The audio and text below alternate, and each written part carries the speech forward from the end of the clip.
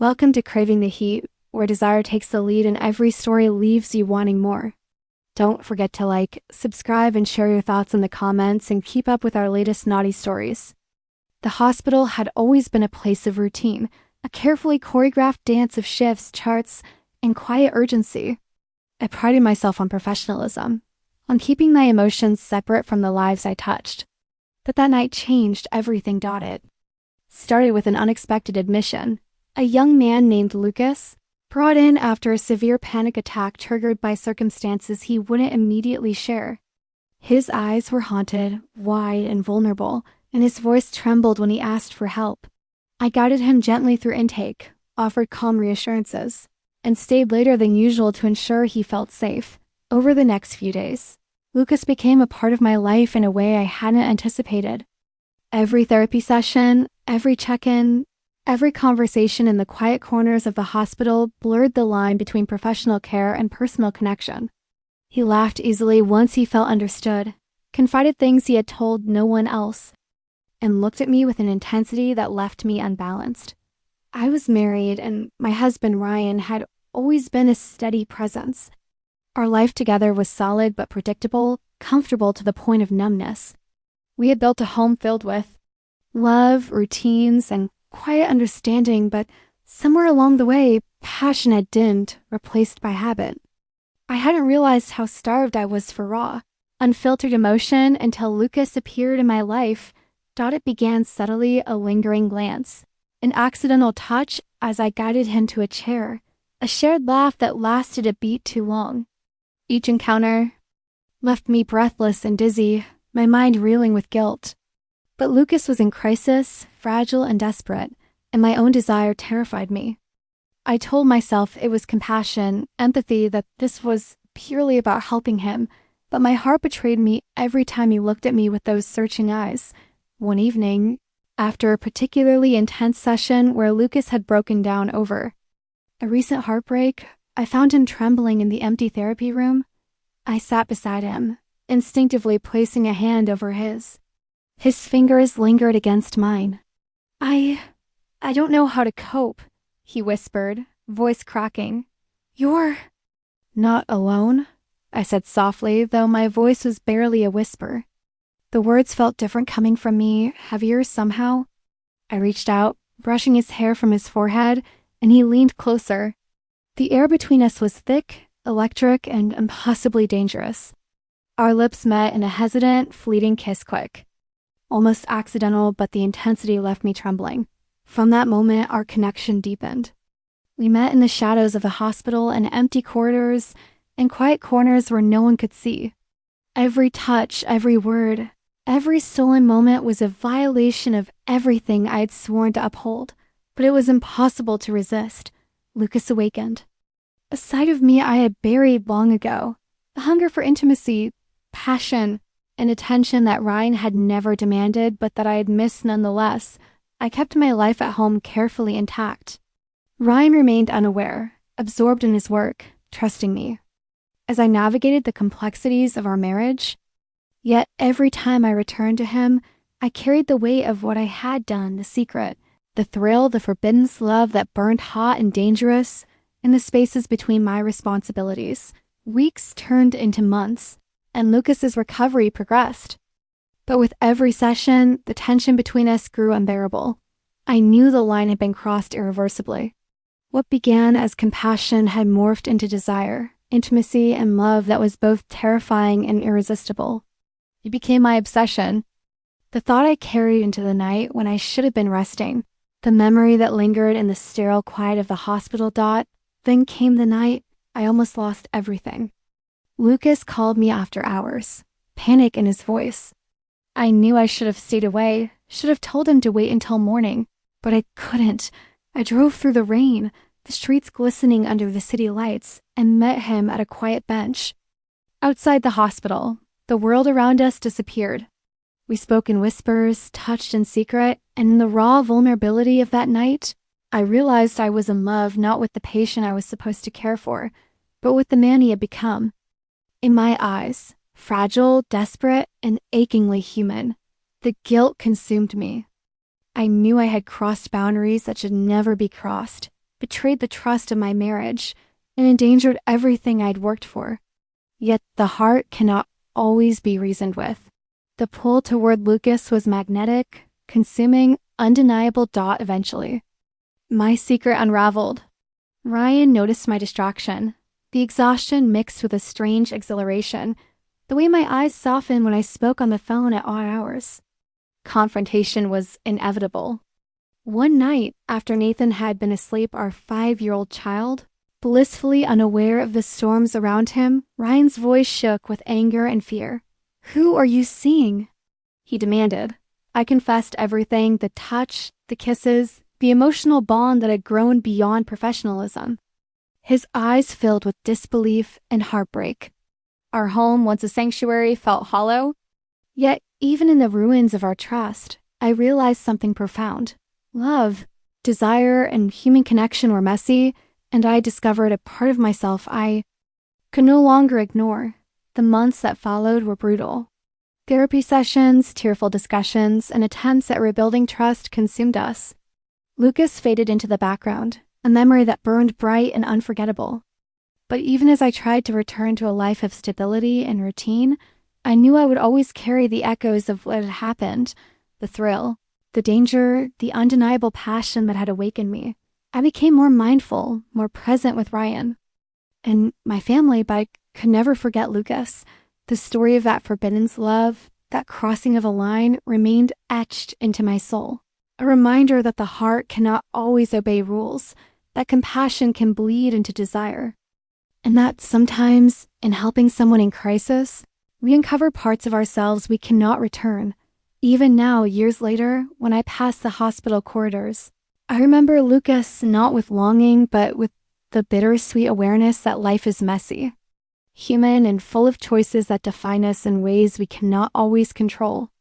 After that first night outside the hospital, everything changed. The line I had sworn never to cross had dissolved entirely. Lucas's presence haunted me not just in the hospital corridors, but in quiet moments at home, in the gaps between my responsibilities, in the exhaustion of sleepless nights. I would find my thoughts drifting to him, replaying the touch of his hand, the sound of his voice, the way he looked at me with a vulnerability so raw it left me breathless. Ryan noticed the shift. At first, it was subtle, a softer tone when he asked if I was tired, a small questioning glance when I lingered over my phone, but slowly the suspicion grew. He was perceptive, more than I had given him credit for. "You seem distant," he said one night as Nathan slept beside us, clutching his favorite stuffed animal. "I feel like you're somewhere else." I swallowed hard. The words I longed to speak lodged in my throat. How could I tell him the truth without shattering everything? My heart ached for both worlds, the life I had built with Ryan and Nathan, and the burning, impossible desire that Lucas had awakened in me. The days blurred together. Lucas's crisis had improved. He was no longer the fragile, trembling young man who had first arrived at the hospital, but the emotional bond between us had deepened. Every conversation carried unspoken tension. Every lingering glance was charged with what I could not name aloud. We began meeting in the shadows of the city, away from the hospital, away from prying eyes. There was a quiet intensity to our encounters, a mixture of tenderness and raw, forbidden passion. I felt alive in his presence, the dull ache of a life constrained by routine and responsibility, momentarily replaced by the thrill of connection. Every touch, every whispered word, carried the risk of discovery, and yet I could not stop. One evening, Lucas invited me to a quiet cafe far from the hospital. It was raining, the streets glistening under the city lights, reflecting the turmoil. In my heart, we sat across from each other, the space between us electric. "I can't stop thinking about you," he admitted, voice trembling. "Even when I'm supposed to focus on healing, you're in my mind." My chest tightened. "I know," I whispered. I feel the same, even though I shouldn't." The tension broke when his hand brushed mine. That simple contact set my nerves alight, the world shrinking to just the two of us. We leaned toward each other, a kiss tentative at first, then consuming, desperate, and filled with a longing we had both tried to deny. The passion was overwhelming, the guilt immediate, but the connection felt undeniable. Returning home was always the hardest part. Ryan's calm presence, the laughter of Nathan, the familiar comfort of our home, all of it reminded me of the life I could not abandon. Yet every smile I gave Ryan carried the weight of secrecy. Every touch a reminder that part of my heart was elsewhere. The affair continued in stolen moments, late-night texts, coffee runs during lunch breaks, walks in empty parks while Nathan played nearby. Each encounter deepened the complexity of my feelings. I loved Ryan, cherished my family, but Lucas had stirred something primal within me, a hunger for intimacy, for recognition, for passion I had long denied myself. One night, after a particularly emotional therapy session at the hospital, I found Lucas sitting on the edge of the rooftop garden. The city stretched beneath us, neon lights casting reflections in puddles left by the rain. He looked vulnerable, alone, and I couldn't resist. I climbed the stairs to join him, my heart pounding. "I don't know how to do this anymore," he confessed, eyes locked on mine. "I can't stop loving you, even though it's wrong. I know it is, but I can't control it." I felt tears prick my eyes. "I know," I whispered. "I shouldn't, I can't, but I feel it too. Every time I see you, every time we're together." My voice faltered under the weight of desire and guilt. We embraced, holding each other as the rain fell softly around us. In that moment, the world fell away. There was no hospital, no husband, no responsibilities, just the two of us, entwined in a dangerous intimacy that neither of us could resist. But the consequences of our actions loomed large. Ryan began noticing patterns, the tiredness in my eyes, the fleeting moments of distraction, the way my laughter occasionally carried an undertone of something unspoken. He confronted me one evening, his voice steady but edged with pain. "I feel like I'm losing you," he said, hands clenched. "I don't know how to reach you anymore. What's happening?" I couldn't speak the truth fully, not yet. The shame, the fear, the potential destruction of our family paralyzed me. Instead, I offered reassurances, gestures, and half-truths, trying to maintain a delicate balance between my life at home and the fire Lucas had awakened. Yet, even as I tried to suppress my feelings, Lucas persisted, not aggressively, but with a quiet insistence that reminded me I could not ignore my own desires. His presence was magnetic, a constant reminder that life, passion, and human connection were not always neat or morally simple. Months passed, the tension building. Nathan grew oblivious to the emotional storms around him, his laughter and innocence both a balm and a reminder of my responsibilities. Ryan truly tried, to bridge the distance, attending therapy sessions with me, holding my hand in the quiet of our living room, asking questions he didn't yet know the answers to. And then, one fateful night, after Nathan had finally succumbed to sleep, Lucas appeared at my door. The city lights reflected in the wet streets outside. There was no need for words. We knew the risk, the danger, the moral boundaries we were crossing, but desire, unrelenting and insistent, could not be ignored. We embraced, kissed, and held each other in a silent promise of connection, even if fleeting. For hours we existed only for each other in a world apart from consequences, guilt, and expectations. The passion was all-consuming, but beneath it lay a fragile, aching tenderness, the acknowledgement that we were both broken, human, and desperate for connection.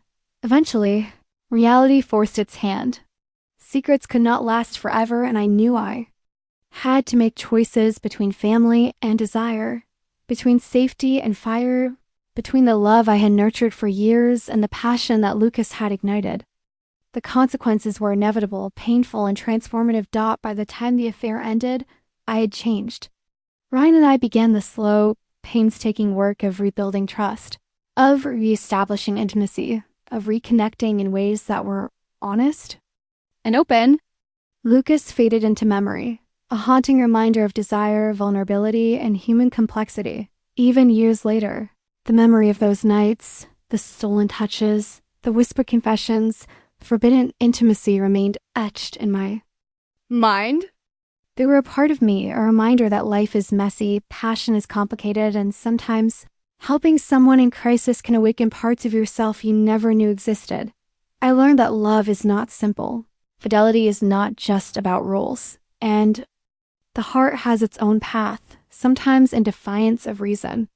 And in the quiet moments when Nathan laughed in the night and Ryan slept beside me, I knew that the choices we make painful, passionate, and messy shape the people we ultimately become. Life after that first forbidden encounter with Lucas became a delicate, exhausting balancing act. Each day was spent wearing a mask of composure. I maintained the professional exterior at the hospital, smiled for Ryan, and played the devoted mother to Nathan. Yet beneath that surface, a storm raged, a storm fueled by longing, guilt, and the unrelenting pull of Lucas's presence in my heart and mind. Lucas, for his part, was both fragile and magnetic. Watching him recover, gaining strength in body and confidence in mind, was bittersweet. I felt proud, protective, and impossibly desirous all at once. Every conversation with him became a tightrope walk. One misstep could shatter boundaries. Yet restraint seemed impossible. I found myself inventing excuses to see him, lingering after sessions, offering advice and comfort that felt dangerously personal. At home, Ryan sensed the shift. He was perceptive, sensitive, and deeply connected to the rhythms of our family life. He noticed the subtle ways I hesitated before answering texts, the distracted look in my eyes, the quiet sighs I thought he wouldn't hear. "Is something happening?" he asked one evening, his tone measured but tinged with concern. I swallowed hard, guilt tightening my chest. How could I explain that what stirred me so intensely was not an immediate threat, yet it was destroying me from within?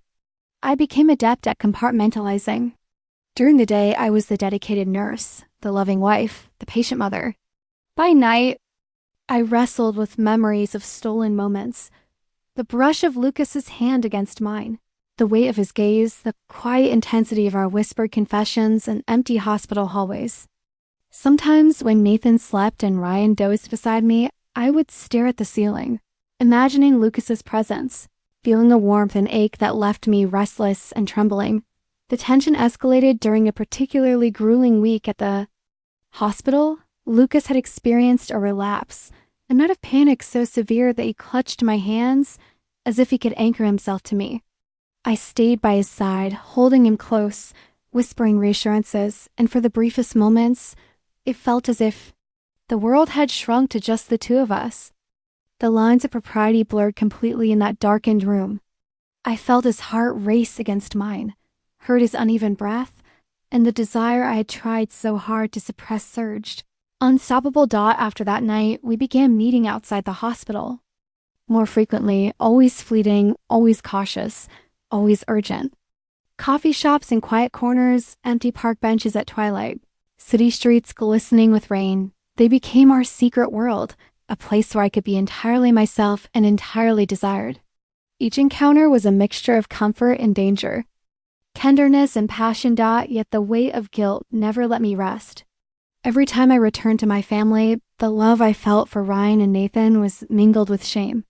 I wanted to confide, to share my torment, but I feared the destruction it would bring. Ryan's love was steadfast, patient, and protective, but it was also fragile. I could see the subtle cracks forming even as I tried to hide them. One rainy evening, I found myself walking the city streets after a shift, the drizzle soaking my coat, my thoughts consumed by Lucas. By instinct, I took a familiar route to the park where we had first shared more than professional concern. There he was, sitting under a lamppost, hands tucked into his pockets, watching the rain fall. Our eyes met, and in that instant, the world around us disappeared. "I can't stop thinking about you," he whispered, voice low, barely audible. Over the rain, his presence pulled at every fiber of my being. "I know," I admitted, trembling. "I shouldn't, but I do." We stood in silence for a long moment, rain drenching us, hearts racing, the moral boundaries of our world shattered. When our lips met, it was no longer tentative. It was a release of months of suppressed emotion, desire, and human need. The passion was overwhelming, yet beneath it lay something more: connection, understanding, a recognition that neither of us could exist fully without the other. The following weeks became a blur of emotion. Lucas's recovery continued, but so did the danger of our intimacy. Each stolen touch, each secret meeting carried the risk of exposure, and yet we couldn't resist. I became increasingly adept at hiding the traces: quick showers after clandestine encounters, late-night messages deleted before Ryan could see them, hurried goodbyes in hospital corridors. But the emotional residue lingered, heavy and intoxicating. Ryan, too, became more insistent, seeking connection, asking questions, trying to bridge the growing distance. One night, after Nathan had finally succumbed to sleep, he confronted me gently but firmly.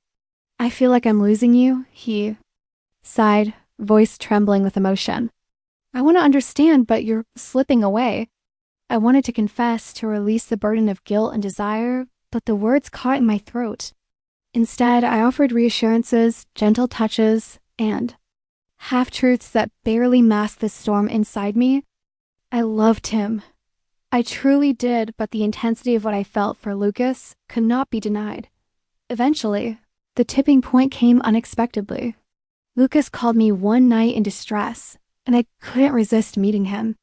We embraced under the dim lights of an empty parking lot, the city silent around us, the weight of secrecy pressing down on us both. The kiss we shared was desperate, urgent, and long-filled with all the longing we had been denying ourselves.